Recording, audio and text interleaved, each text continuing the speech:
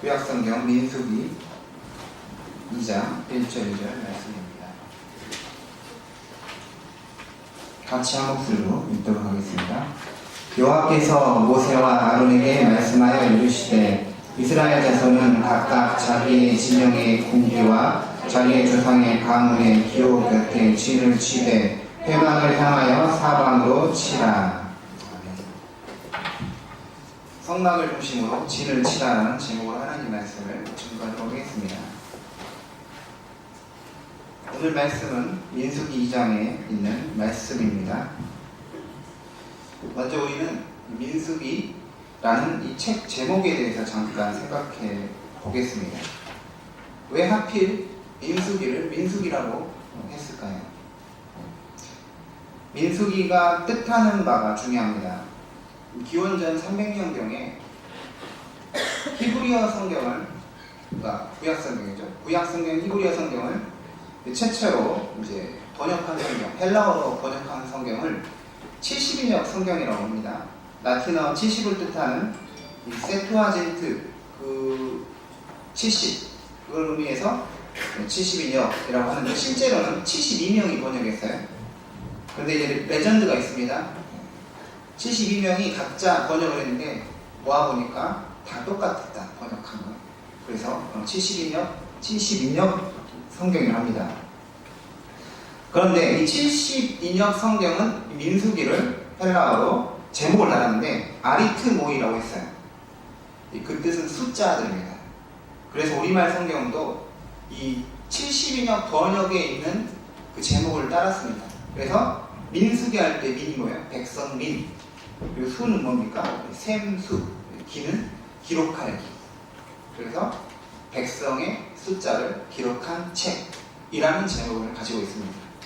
그런데 오리지널 성경이죠. 히브리어 성경은 이 민수기를 숫자들이라고 민수기라고 부르지 않고 히브리어 베미드바르라는 제목을 달았습니다.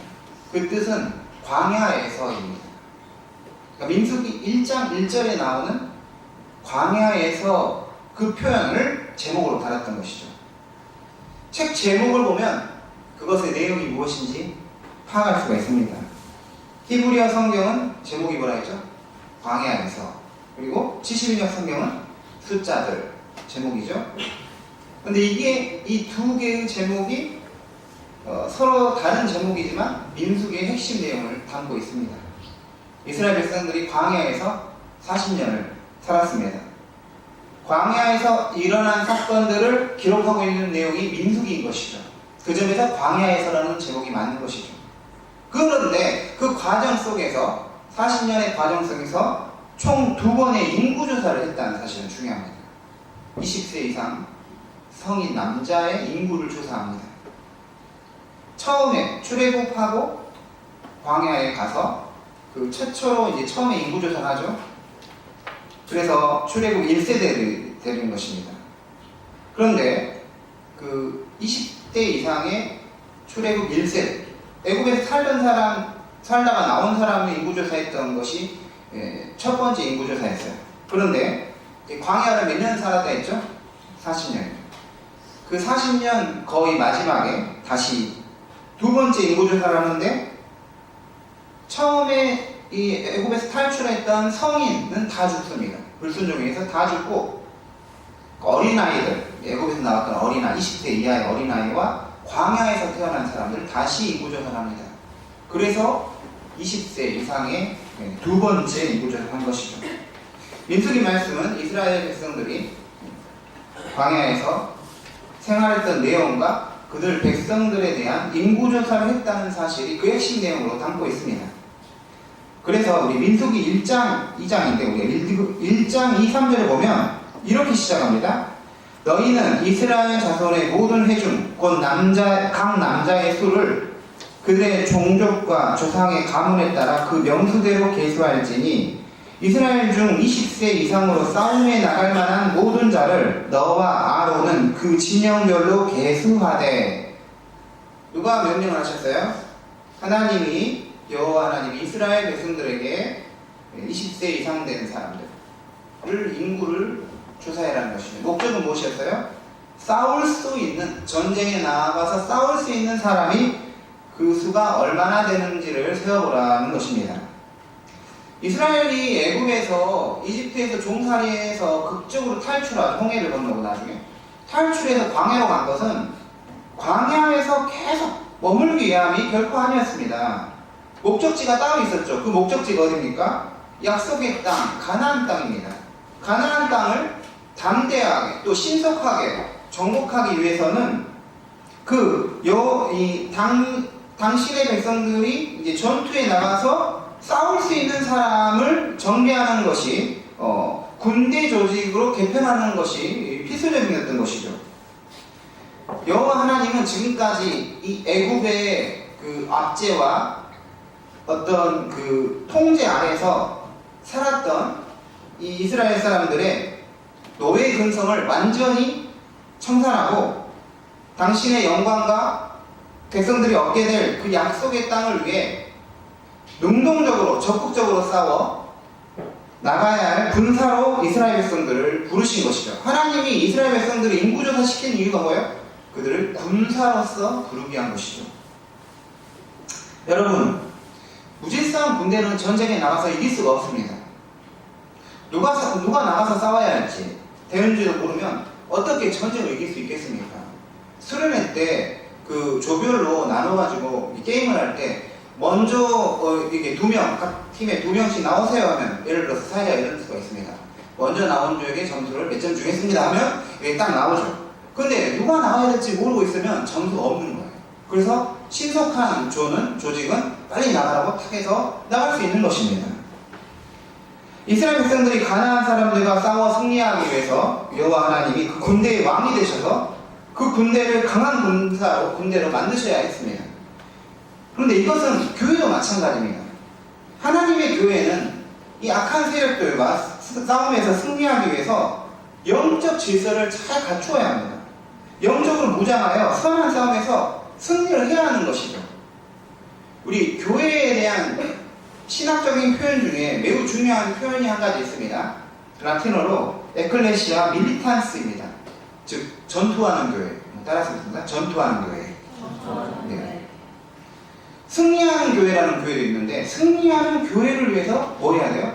싸우는 교회라는 것이죠.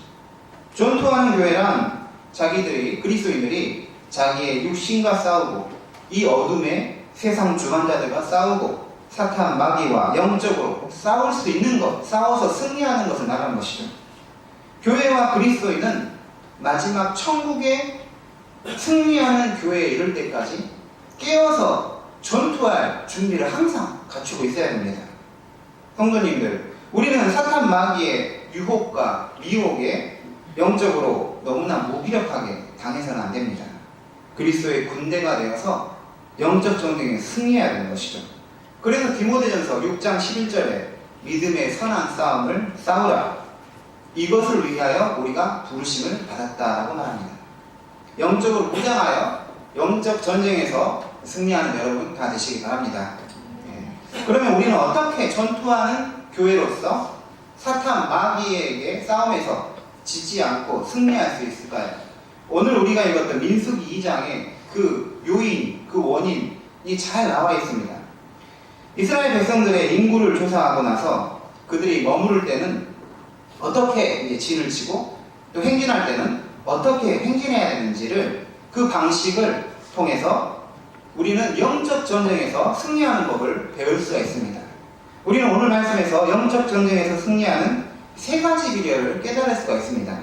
첫째는 하나님이 성막에서 명령하신 그 말씀을 잘 듣고 순종할 때 전쟁에서 승리할 수가 있습니다. 오늘 말씀 2장 1절 한번 같이 읽겠습니다.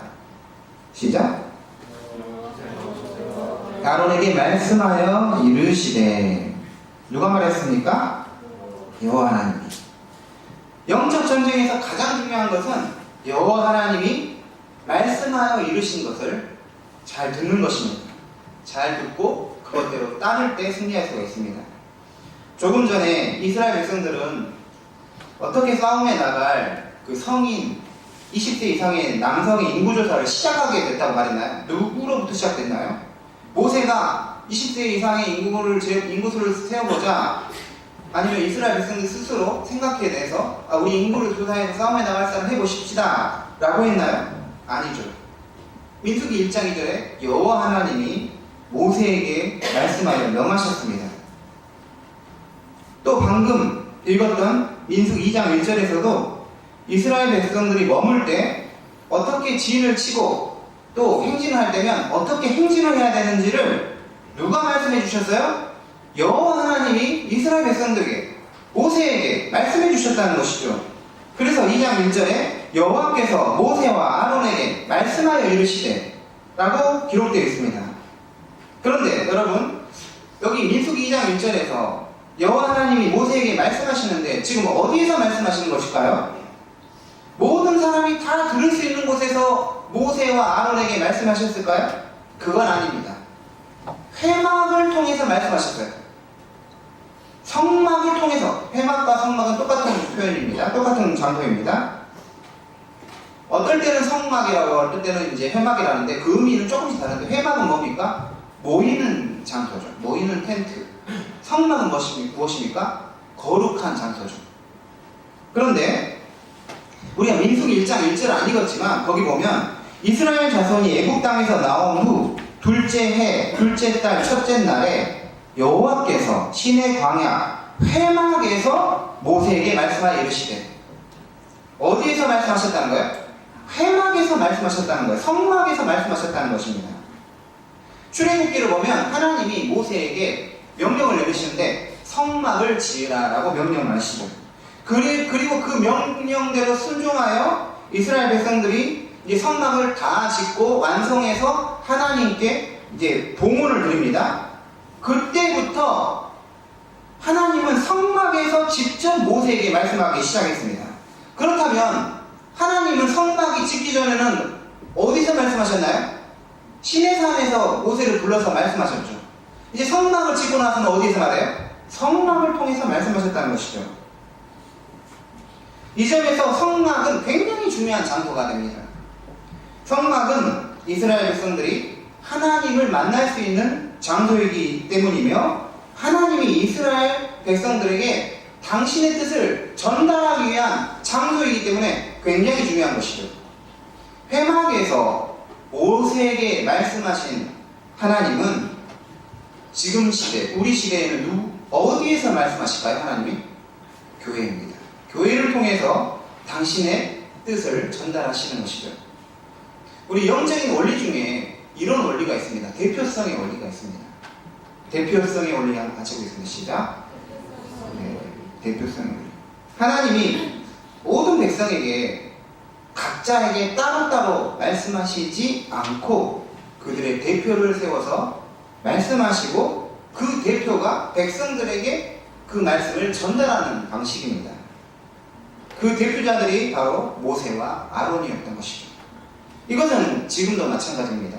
하나님은 목회자를 세워서 그들에게 하나님의 말씀을 주시고 강단을 통해서 하나님의 뜻을 전달하게 하는 대표의 원리로서 당신의 사역을 이루어 가십니다.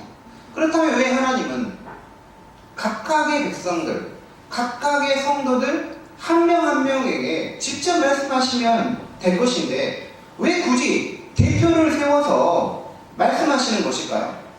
이것은 영적 무질서를 방지하기 위해서입니다. 각자 하나님의 말씀을 받아서 그것을 말한다면 이게 서로 다른 내용의 말씀이 될 수 있고 이게 서로 충돌이 될 수가 있어요. 그러면 우리가 무엇이 하나님의 뜻인지를 분별할 수 없게 될 수가 있다는 것입니다. 나는 이렇게 하나님 말씀 받았다, 나는 이런 식으로 하나님 말씀을 받았다. 서로 다르면 누구의 말을 들어야 할지 모르는 것입니다. 하나님이 모세에게 말씀하시고 모세의 권위를 세워주시는 이유가 바로 여기 있는 것이죠. 영적인 무질서와 혼돈을 피하기 위함입니다.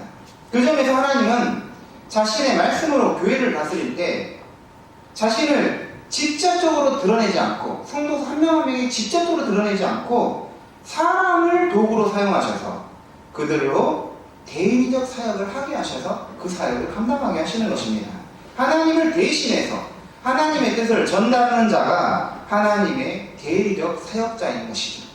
하지만 대리적 사역자가 전하는 그 말씀의 권위와 그 영광은 말씀을 전하는 사람에게 있는 게 아니죠. 그 대리적 사역을 하게 하시는 하나님 아버지께 있는 것입니다. 그렇다고 해서 대리적 사역을 하는 목회자의 영적인 권위가 또 없는 것은 아닙니다. 하나님이 당신의 뜻을 전달하는 도구로서 권위를 주시고 세워주시기 때문입니다. 우리가 구약성경을 읽어보면 그 엘리사 이야기를 읽어볼 수가 있는데요. 좀 황당한 구절을 볼 수가 있습니다. 엘리사가 이제 베델로 이렇게 가는 길에 어린아이들을 이렇게 만나게 됩니다. 그런데 그런 어린아이들이 엘리사를 향하여 대머리야 꺼져라, 대머리야 꺼져라 이러는 거예요.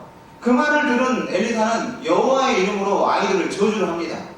그랬더니 숲풀에서 곰 2마리가 나와가지고 40명의 어린아이들을 다 찢어 죽입니다.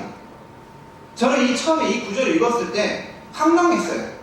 어떻게 사랑의 하나님이 어린아이들이 그 대머리야 꺼져라 했다고 그 아이들을 다 죽게 하셨을까? 처음에는 좀 이해가 안 됐는데 성경 전체적인 맥락을 이해하니까 이해가 되더라고요. 엘리사를 대머리야 꺼져라, 대머리야 꺼져라 했던 거는 엘리사에 대한 조롱이 아니라 엘리사를 보낸 하나님에 대한 조롱이었던 것이죠. 엘리사를 통해서 대리적 사역을 하시는 하나님을 조롱하는 것이 큰 죄였기 때문에 그들은 그에 맞는 심판을 받는 것입니다. 칼뱅은 기독교 강요 사권 3장에서 하나님 말씀에 대한 그 목사의 대리적 사역을 다음과 같이 말했습니다. 또 이것은 겸손을 위한 가장 훌륭하고 유익한 훈련이 된다. 우리와 같은, 때로는 우리보다 못한 사람들을 통해서 말씀이 선포될 때 우리가 말씀에 복종하는 습관을 가지도록 하신다. 흙에서 나온 보잘것없는 인간이 하나님의 이름으로 말할 때 그가 우리보다 나은 점이 없을지라도 그를 하나님의 일꾼으로 여겨 배우는 태도를 보인다면 여기서 우리는 하나님께 대한 우리의 경건과 순종을 가장 잘 증명하게 된다라고 말합니다. 앞에서 말씀을 전하는 사람이 뛰어나서가 아니라는 것이죠. 더 부족할 수 있습니다. 하지만 하나님은 이 연약한 자를 통해서 당신의 뜻을 전달하는 방식을 사용하셨다는 것이죠. 이름으로써 듣는 성도들에게 겸손과 하나님을 경외하는 훈련을 하게 하신다는 것입니다. 이것이 하나님이 세우신 영적 질서입니다. 그러므로 목회자는 그들이 전하는 하나님의 말씀을 오용됨 없이 순수하게 전해야 합니다. 또 사람을 두려워하지 말고 담대하게 전해야 합니다. 저도 가끔 두려워할 때가 있어요. 설교를 준비를 하나님께 받은 마음으로 기도하면서 준비했는데 혹시나 이거를 내가 이 설교를 했을 때 누가 이거 갖고 상처받으면 어떻게 될까 이런 걱정이 막 드는 거예요. 그래서 이거 지워야 되나 이런 생각도 하긴 하는데 담대하게 해야 되는 것이죠. 영적인 원리인 대표성의 원리를 통해 하나님은 당신의 뜻을 이루어 가십니다. 왜 하나님은 시내산에서 모세에게 당신의 집인 성막을 만들라고 하셨을까요? 거기서 이스라엘 사람들을 만나고 그들에게 말씀하시기 위해서입니다. 교회를 통해서, 목회자를 통해서 주시는 하나님의 말씀을 규칙적으로 받게 될 때 우리가 영적으로 성장하고 영적 전쟁에 승리할 수 있는 것입니다. 둘째로, 어떻게 이스라엘 백성과 우리는 영적 전쟁에 승리할 수 있을까요? 오늘 말씀이 말하는 것처럼 성막을 중심으로, 성막을 향하여 백성들이 진을 쳐야 합니다. 이게 중요한 것이죠. 다른 말로 하면 뭘까요? 교회 중심으로 신앙생활이 되어야 한다는 것이죠. 예배 중심으로 우리의 인생이 진을 쳐야 한다는 것입니다. 2장 2절 다시 한번 같이 읽도록 하겠습니다. 시작. 자기의 조상의 가문의 기호 곁에 진을 치되 해막을 향하여 사방으로 치라. 이게 무슨 말입니까? 가운데 해막, 즉 성막을 중심으로 동서남북이죠. 동서남북에 각기 지파대로 진을 치라는 것이죠. 머무를 때는 어떻게 하는 거예요? 지파대로 자기 진영이 있는 거예요. 자기 지역이 있는 거예요. 거기에 진을 치고 있으라라는 것입니다. 구체적으로 말하면 동쪽에 3지파가 있어요. 그리고 남쪽에 3지파, 서쪽에 3지파, 북쪽에 3지파. 12지파를 성막을 중심으로 동서남북으로 진을 배치시킨 것입니다. 그리고 레위지파는 여기에 소속이 안 돼요. 레위지파는 가운데 성막 주변에서 텐트를 쳐야 했어요. 레위지파가 하는 일이 뭐예요? 텐트를 관리하는 일이잖아요. 동쪽에 진을 쳐야 했던 세 지파는 이제 쭉 그 2장에 나와 있는데 유다, 이사갈, 스불론 지파입니다. 뭐 따라서 해보면 유다, 이사갈, 스불론. 네. 그리고 남쪽에 진을 쳐야 했던 지파는 르우벤, 시므온, 갓 지파입니다. 따라서 해보겠습니다. 르우벤, 시므온, 갓. 네. 그리고 서쪽에 진을 쳐야 하는 지파는 에브라임, 므낫세, 베냐민 지파입니다. 해보겠습니다. 베냐민. 북쪽에 텐트를 쳐야 하는 지파는 단, 아셀, 납달리 지파입니다. 해보겠습니다. 네, 해부할 때 하세요. 이게 그 헬라어 공부할 때, 히브리어 공부할 때 앞에 선생님이 따라서 하라면 그게 따라서 해봐야 돼요. 하면 나중에 다 그게 남습니다. 희한해요. 입으로 따라하면 언젠가 했던 게 한참 후에 기억이 나요. 희한합니다. 인간의 그 학습하는 방식은. 네. 동서남북 각각 세 지파, 사실은 동남서북입니다. 방향이. 세 지파, 이렇게 12지파인 것입니다. 중요한 것은 뭐예요? 성막의 위치예요. 성막이 어디 있어요?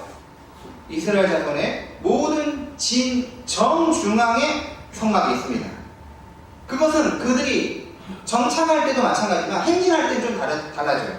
행진할 때는 이 가운데 지파, 양쪽 이렇게 지파가 있고 가운데 이제 성막이 가게 되는 것이거든요. 이것은 사실 오늘 그리스도인들의 삶에서도 적용되는 중요한 사실을 담고 있는 것입니다. 그리스도인들은 대부분 시간을 어디서 보냅니까? 교회에서 보냅니까? 목사님이 아니고서는 대부분 시간을 어디서 보내요? 세상에서 보냅니다. 학교에서, 가정에서, 직장에서 보냅니다. 하지만 항상 성막을 향하여 진을 취한다는 것은 교회를 향하여, 예배를 향하여 인생의 진이 쳐져야 한다는 것입니다. 성도님들, 중심은 참으로 중요합니다. 무게 중심을 잘 잡아야 넘어지지 않고 흔들리지 않고 똑바로 설 수가 있습니다. 우리가 아무리 세상에서 열심히 살려고 발버둥을 쳐도 하나님이 은혜와 복을 주시지 않으면 그 삶은 헛된 삶이 될 수밖에 없습니다. 그것이 성경 전체의 교훈입니다. 시편 1편에 하나님의 말씀이 뿌리 내리는 인생들은 여호와께서 인정된 복된 삶을 살 것이지만 하나님 없이, 말씀 없이 사는 삶은 망하는 삶이라고 분명하게 말하고 있습니다. 우리는 항상 가운데 그 해막을 중심으로 바라보면서 진을 치고 또 행진을 해야 되는 것이죠. 교회와 예배를 중심으로 믿음 생활, 세상에서의 모든 활동들을 행해야 하는 것입니다. 월요일, 화요일, 수요일, 목요일, 금요일, 토요일, 그리고 주일이 있으면 주일을 축으로 해서 월, 화, 수, 목, 금, 토가 이렇게 돌아가야 한다는 것이죠. 주일이 축이에요. 중심이 어디 있어야 돼요? 주일이라는 것이죠. 우리가 한 주간 7일 중 주일에 교회에서 하나님을 예배하는 시간은 그렇게 많은 시간을 쏟지 않습니다. 실제로 그래요.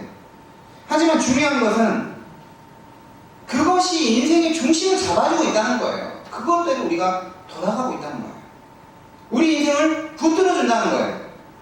회막이 가운데 있다는 것은 어떤 지파라도 어디서든 회막을 볼 수 있게 하려는 하나님의 뜻이 담겨 있는 것입니다. 하나님이 거하시고 말씀하시는 회막을 중심으로 진을 쳐야 하고 또한 진이 또 이동을 해야 했습니다. 하나님이 이렇게 명령하신 것은 무엇입니까?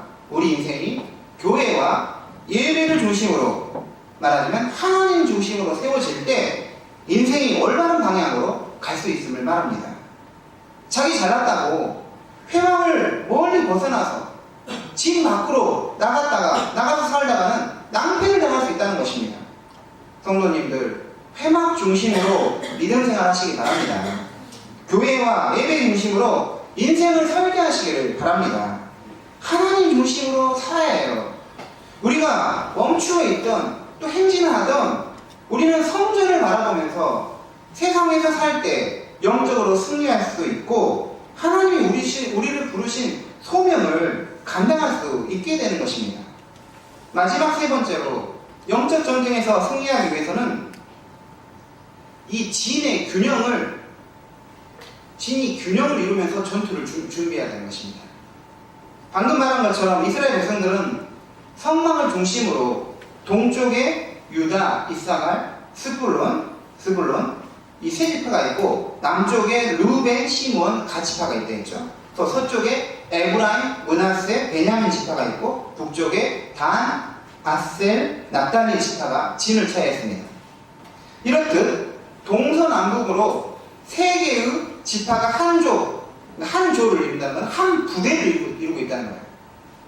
그래서 총 몇 개의 부대가 있어요? 4개의 부대가 있는 것입니다. 그렇게 또 행진을 해야 했습니다.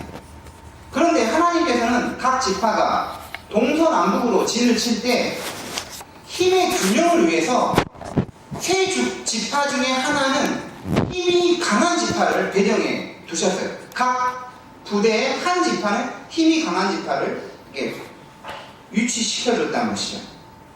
우리가 교회에서 수련을 가면 조를 짭니다. 조를 짤 때 어떻게 짭니까? 힘의 균형이 굉장히 중요합니다. 좀 에이스들 있잖아요. 팀 에이스들. 에이스들을 골고루 이렇게 넣어줘야지 한쪽에 몰려있고 이게 수련을 괜히 끌려온 애들 막 이렇게 뭉쳐있는 조가 있으면 이게 완전히 무너지는 거예요. 이 조는. 네. 그렇기 때문에 잘하는 사람을 중심으로 뭘 해야 됩니까? 하나씩 들어가야 된다는 것이죠. 청년부에서는 목장을 구성할 때 이건 특이한 방식을 했는데 목장 리더들이 내가 한 사람씩 선택하는, 그러면 어떤 사람을 선택할까요? 제일 먼저 에이스들을 선택하는 것이죠. 이런 방식으로 각 목장의 균형을 이루는 것입니다. 반드시 세 지파 중에 하나는 상대적으로 힘이 강한 지파를 배정해 두는 것을 볼 수 있습니다. 그래서 세 지파 중에서 힘이 강한 지파에게는 깃발을 들게 했습니다. 3절을 같이 한번 읽겠습니다.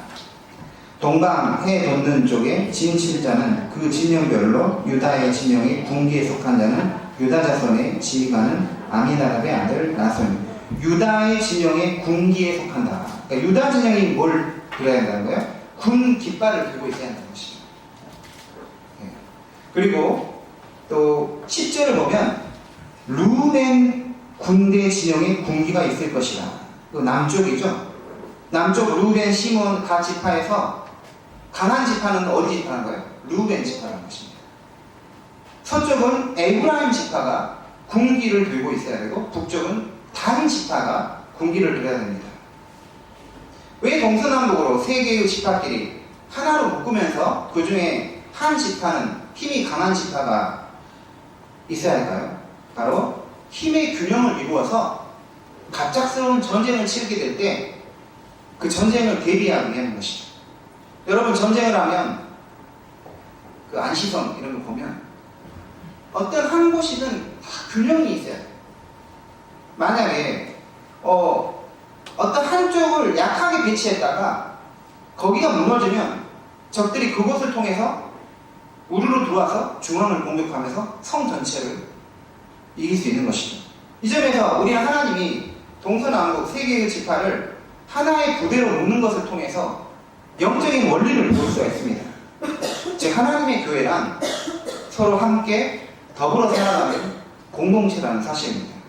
영적으로 강한 자가 약한 자를 세워주고 영적으로 약한 자는 강한 자의 지도와 도움을 받으며 함께 믿음 생활하면서 전체 교회를 세우는 것입니다. 강한 자가 자기 혼자 잘났다고 뽐내고 약한 자를 도와주지 않고 약한 자는 열등감에 빠져서 강한 자의 도움을 받지 않으려 한다면 그것은 하나님의 뜻을 거스르는 것입니다. 고린도전서 12장 25절 26절을 보면 몸 가운데서 분쟁이 없고 오직 여러 지체가 서로 같이 돌보게 하셨느니라. 만일 한 지체가 고통을 받으면 모든 지체가 함께 고통을 받고 한 지체가 영광을 얻으면 모든 지체가 함께 즐거워하느니라. 한 지체가 고통을 받으면 모든 지체가 함께 고통을 받고 한 지체가 영광을 받으면 모든 지체가 함께 영광을 받는 곳, 즐거워하는 곳, 거기에 바로 교회라는 거예요. 교회란 이렇듯 한 몸입니다. 서로 다른 지체들이 모여서 한 몸, 그리스도의 몸을 이루는 것이죠. 하나님이 어떤 사람에게 물질적으로 부요함을 주셨어요. 영적으로 부요함을 주신다면 그것은 자기 자신만을 위해서 사용하라고 주신 것이 아닙니다. 물질적으로 영적으로 연약한 자를 돌보게 하는 하나님의 뜻이 있는 것이죠. 고린도후서 8장 14절 말씀에 이제 너희의 넉넉한 것으로 그들의 부족한 것을 보충함은 후에 그들의 넉넉한 것으로 너희의 부족한 것을 보충하여 균등하게 하려 함이니라. 이렇게 말합니다. 균등하기 위해서 하나님이 어떤 사람에게 더 많은 걸 주신다는 것입니다. 진의 우리 배치에서 또 주목해야 할 것은 하나님이 각각의 지파를 그 지파의 위치를 직접 정해 주셨다는 거예요. 우리 아버지 하나님은 성도인 우리들의 삶의 위치, 그 자리, 사역의 위치, 그 자리를 정해 주십니다. 12지파들이 동서남북으로 진을 칠 때 그들이 가고 싶다고 해서 간 곳이 아니잖아요. 그들의 마음대로 간 것이 아니었습니다. 하나님이 정해 주신 위치가 분명하게 있었습니다. 그러므로 우리는 하나님이 정해 주신 위치를 존중하고 그 안에 맡겨진 사역들을 잘 감당할 수 있어야 합니다. 어떤 그리스도인들은 하나님이 정해 주신 위치를 만족하지 않고 불평하며 사는 사람들이 있습니다. 또 반면에 어떤 그리스도인들은 하나님이 정해 주신 그 위치에 만족하며 감사하며 그 안에서 보람과 의미를 찾는 사람들이 있죠.